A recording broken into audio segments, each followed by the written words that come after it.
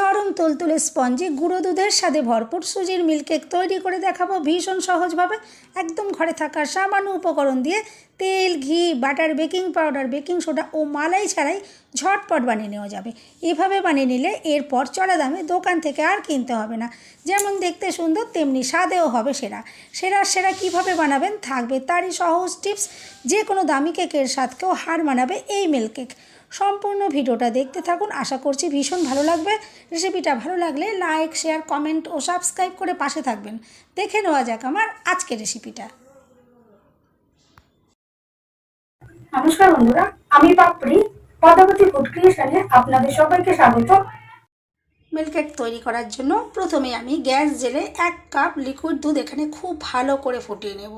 আজকের এই milk cake তৈরি করার জন্য ফুটন্ত দুধ কিন্তু লাগবে। দেখুন দুধ আমি খুব ভালো করে ফুটিয়ে নিয়েছি। আর দুধটা খুবই ঘন যাতে হয়, তাহলে কিন্তু কেকের টেস্ট অসাধারণ আসবে। দেখুন আমি ভালো করে ফুটিয়ে নিয়েছি, এই ফুটন্ত দুধটাই কিন্তু দরকার। দেখুন সুন্দরভাবে ফুটে উঠেছে লিকুইড দুধটা। এরপরে আমি ওই ফুটন্ত দুধটা একটা বোলের ভেতরে ঢেলে নিলাম। এরপর দেখুন আমি আজকে চিনি ইউজ করব না, সেই জন্য দেখুন আমি 1/2 কাপ মিশ্রি নিয়েছি। যে ছোটো ছোটো কাটিং যে মিশ্রিগুলো হয়, দেখুন আপনারা কিন্তু বড় টুকরোর মিশ্রিও নিতে পারেন, ছোটো ছোটো করে ভেঙে নিতে পারেন। আর আমি এটা একটু মিক্সিতে দেখুন গুঁড়িয়ে নিয়েছি। এই গুঁড়ো করা মিশ্রি আমি এখানে দেখুন দিয়ে দিলাম। এরপর একটু চামচ দিয়ে একটু নাড়াচাড়া করে মিশিয়ে নিলাম। আর এরপর দেখুন ওই কাপেরে আমি 1/2 কাপ সুজি নিয়েছি। এখানে কিন্তু আমি মিহি যে সুজিটা হয়, দেখুন খুবই মিহি দানার যে সুজিটা, সেটা আমি এখানে 1/2 কাপ মতো দিয়ে দিলাম।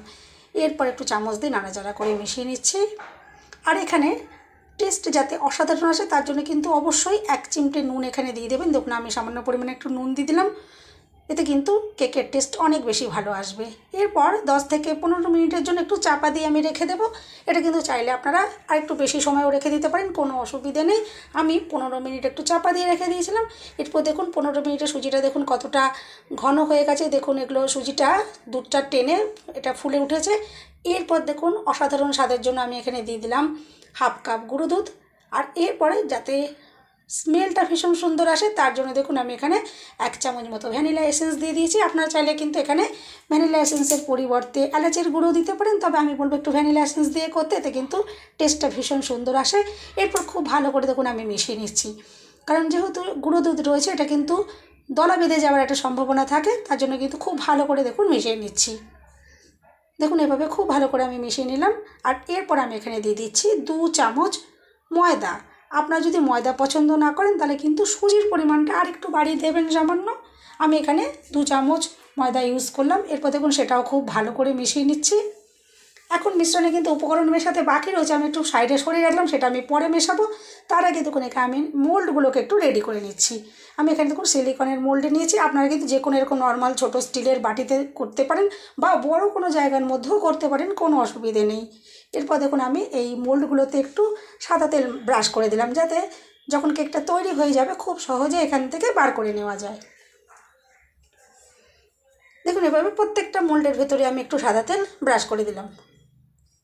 বন্ধুরা রেসিপিটা যদি ভালো লাগে একটা লাইক দিতে কিন্তু একদম ভুলবেন না। চ্যানেলটা সাবস্ক্রাইব করে আমার পাশে থাকার অনুরোধ রইল। বেল বাটন ক্লিক করে রাখবেন, যাতে আমি যখনই নতুন ভিডিও আপলোড করব সঙ্গে সঙ্গে নোটিফিকেশান সবার আগে আপনার কাছে পৌঁছে যাবে। দেখুন প্রত্যেকটা মোল্ডে আমি তেল ব্রাশ করে দিয়েছি। এরপর মিশ্রণটা যেহেতু এখনও সম্পূর্ণ রেডি হয়নি, আর আমি এখন মিশ্রণটাকে দেখুন সম্পূর্ণভাবে একটু রেডি করে নিই। তার জন্য দেখুন এখানে আমি 1 প্যাকেট ইনো নিয়েছি। আমি কিন্তু এখানে বেকিং পাউডার বা বেকিং সোডা ব্যবহার করছি না, কারণ বেকিং পাউডার বেকিং সোডা অনেক সময় অনেকের ঘরে থাকে না। ইনো কিন্তু খুব সহজেই অ্যাভেলেবেল, সবার হাতের কাছেই থাকে। দেখুন 1 প্যাকেট আমি এখানে ইনো দিয়ে দিলাম। উপর থেকে দেখুন সামান্য পরিমাণে একটু জল দিয়ে দিচ্ছি। আর দেখুন কত সুন্দরভাবে ইনো অ্যাক্টিভ হয়ে যাচ্ছে। এরপর খুব ভালো করে আমি ব্যাটারের সাথে মিশিয়ে নেব। আর এরপর কিন্তু ইনো দেওয়ার পর আলতো হাতে মিশিয়ে নিতে হবে, বেশি জোরে জোরে কিন্তু ব্যাটারটা আমি ঘোরাচ্ছি না। দেখুন আমি আলতো হাতে মিশিয়ে নিচ্ছি। আর ইনো দেওয়ার পরেই দেখবেন ব্যাটারটা কত সুন্দর ফ্লাফি হয়ে উঠবে। আর এরপর দেখুন আমি এখানে সুন্দর একটা কালার আনার জন্য 2-3 ড্রপ মতো ইয়েলো ফুড কালার ইউজ করলাম। আপনারা না চাইলে কিন্তু নাও দিতে পারেন, কোনো অসুবিধা নেই। এতে একটু দেখার সৌন্দর্যের জন্য আমি দিলাম, আপনারা চাইলে দিতে পারেন বা চাইলে নাও দিতে পারেন। এরপর দেখুন ব্যাটারটা একদম রেডি হয়ে গেছে। আমি এখন এই ব্যাটারটা মোল্ডের ভেতর দেখুন এভাবে দিয়ে দিচ্ছি। বন্ধুরা, রেসিপিটা ভালো লাগলে একটা লাইক দিতে কিন্তু একদম ভুলবেন না। চ্যানেলটা সাবস্ক্রাইব করে আমার পাশে থাকার অনুরোধ রইল। বেল বাটন ক্লিক করে রাখবেন যাতে আমি যখনই নতুন ভিডিও আপলোড করব সঙ্গে সঙ্গে নোটিফিকেশান সবার আগে আপনার কাছে পৌঁছে যাবে। আর বন্ধুরা, যদি এই কেকগুলো সেরা সেরা স্বাদ আনতে চান তাহলে কিন্তু অবশ্যই এই ব্যাটারের মধ্যে 1 চামচ ঘি এখানে দিয়ে দেবেন, তাহলে কিন্তু এতটা টেস্টি তৈরি হবে, স্বাদ কিন্তু একদম কল্পনা করতে পারবেন না, স্বাদ কিন্তু একদম মুখে লেগে থাকবে। আমি এখানে কিন্তু সবার সুবিধার জন্য তেল, ঘি, বাটারের কোনো রকম ব্যবহার করলাম না, কারণ অনেকেই পছন্দ করেন না, কিন্তু যারা ঘি পছন্দ করেন অবশ্যই কিন্তু 1 চামচ ঘি ইউজ করবেন, তাহলে কিন্তু একদম সেরা সেরা টেস্ট আসবে। এরপর দেখুন আমি ব্যাটারগুলো দেখুন এভাবে ভর্তি করে দিয়েছি আর একটু ট্যাপ করে দিলাম। এরপর একটা কড়াই 5-7 মিনিট আমি হাই ফ্লেমে গরম করে নিয়েছি, ওপর থেকে এভাবে একটা চাপা দিয়ে দিয়েছিলাম। এরপর দেখুন চাপাটা আমি খুলে নিলাম আর একটা স্টিলের থালা আমি দেখুন এই কড়াইয়ের ভেতরে বসিয়ে দিচ্ছি। আর এরপরে একে একে মোল্ডগুলো আমি এই থালার ওপরে বসিয়ে দেব। আর মোল্ডগুলো যখন বসিয়ে দেওয়া হয়ে যাবে তারপরে ওপর থেকে আবারও চাপা দিয়ে দিতে হবে। আর বন্ধুরা, চাপাটা এমনভাবে দিতে হবে যাতে ভেতরের তাপটা কোনো মতে না বাইরে বেরিয়ে যেতে পারে। ভেতরের তাপটা যদি বাইরে বেরিয়ে যায় তাহলে কিন্তু কেক তৈরি হতে সময় বেশি লেগে যাবে, সেই জন্য চাপাটা কিন্তু খুব ভালোভাবে দিতে হবে। আমি ওপরে একটা চাপা দিয়ে দেবো আর গ্যাসের ফ্লেম একদম লোতে করে 30 মিনিট বেক করে নেব। দেখুন মোল্ডগুলো বসিয়ে দেওয়া হয়ে গেছে। এরপর ওপর থেকে আমি আবার চাপা দিয়ে দিচ্ছি আর 30 মিনিট বেক করে নেব আর গ্যাসের ফ্লেম একদম লোতে থাকবে।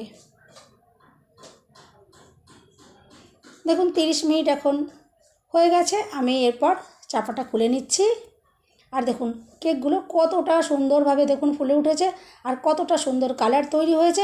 আমি এখানে কিন্তু এর থেকে বেশি কালার তৈরি করব না, তার জন্য কিন্তু আমি এখনই নামিয়ে নিচ্ছি। আপনারা চাইলে কিন্তু আরেকটু বেশি সময় রেখেও কিন্তু কালার তৈরি করতে পারেন। আর কাঠি দিয়ে দেখুন আমি চেক করে দেখে নিলাম, কাঠির গায়ে কিন্তু ব্যাটার আটকায়নি। আর কেকগুলো হয়ে যাওয়ার পরে কিন্তু সাথে সাথেই কিন্তু কড়াই থেকে নামিয়ে নিতে হবে, নাহলে কিন্তু কেক শক্ত হয়ে যাবে।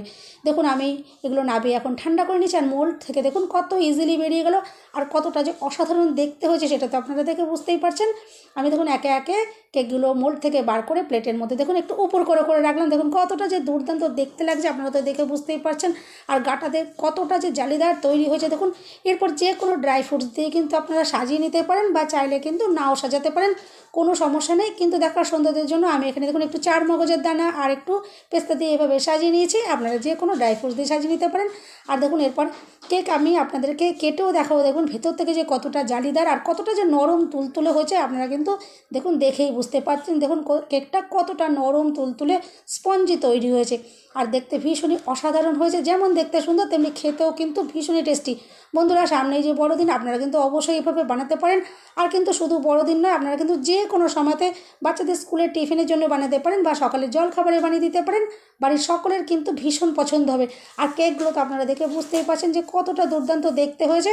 অবশ্যই আমার মতন করে এভাবে ট্রাই করবেন, দেখবেন এরপর দোকান থেকে চড়া দামে কিন্তু আর কিনতে ইচ্ছা করবে না, এভাবে নিজের হাতে বাড়িয়ে খেতে ইচ্ছা করবে। দেখুন আমি একটু কেটে দেখাই একটা কেক যে কতটা সুন্দর দেখতে হয়েছে। দেখুন কতটা যে নরম, আপনারা কাটাটা দেখে বুঝতেই পারলেন যে কত সুন্দরভাবে এটা কাটলো। আর দেখুন কতটা যে ভেতরে গাটা শুধু দেখুন কতটা জালিদার তৈরি হয়েছে আর কতটা নরম তুলতুলে তৈরি হয়েছে আর কতটা যে টেস্টি সেটা বোঝার জন্য অবশ্যই কিন্তু নিজের হাতে অবশ্যই বাড়িতে এভাবে ট্রাই করবেন।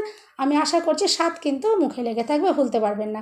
বন্ধুরা, রেসিপিটা ভালো লাগলে একটা লাইক দিতে কিন্তু একদম ভুলবেন না। চ্যানেলটা সাবস্ক্রাইব করে আমার পাশে থাকার অনুরোধ রইল। সবাই সুস্থ থাকবেন, ভালো থাকবেন।